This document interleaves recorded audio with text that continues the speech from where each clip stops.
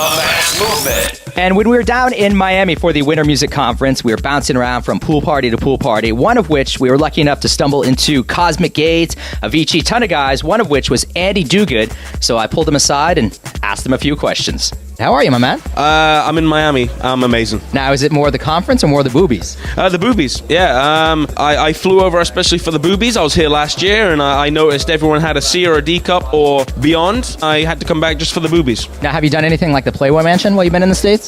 Yep, I've been hanging around at the Playboy Mansion.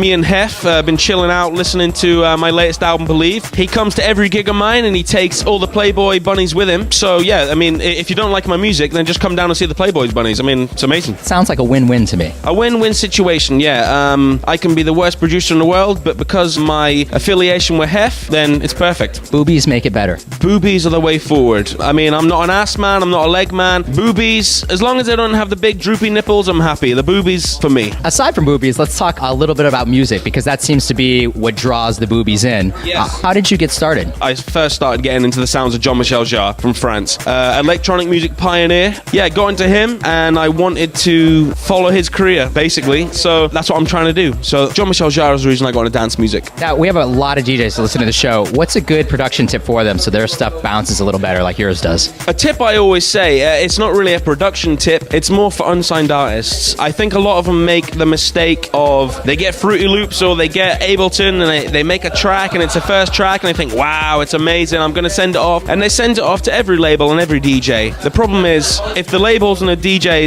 hear it, 9 times out of 10, your first track isn't going to be any good. My suggestion would be take a bit more time. Don't be too eager to get your first track signed. Live with your own tracks for a good 2-3 months. If you feel they are good enough, then send them. But don't be an ego beaver. One of your tracks that we like an awful lot is Wasted. I've always just wondered how this record came to be. It's so beautiful. Wasted is typically me. And to be honest, I made Wasted in about 3 hours, and that's including getting the vocal recorded. Tiesto gave me a call and said, Andy, I would really love a good opening for my new In Search of Sunrise compilation, but I need it now. I'm like, okay, I'll do what I do. And the same night I sent it back to Black Hole Recordings, and the next day it was being mixed into the intro of In Search of Sunrise. It's a real simple concept which worked. I was very lucky. I class my music as organic. It's got a live bass line, acoustic guitar, a grand piano, all real instruments, obviously mixed in with the electronic VST synths and all that, and that's what I do best. So it was really easy for me to come up with. When I first done it, I was like, I don't know if I like it, but I'll send it off anyway because he wants it. And it wasn't until maybe he put it on the album, and a month later I thought, actually, that's not bad. That's not too bad. So that's how I come up with Wasted. Well, I think we should check it out now because I want to see some boobies. So why don't you introduce it? Okay, well, everyone listening, the next track you are going to hear is Andy Duguid featuring Leah, Wasted.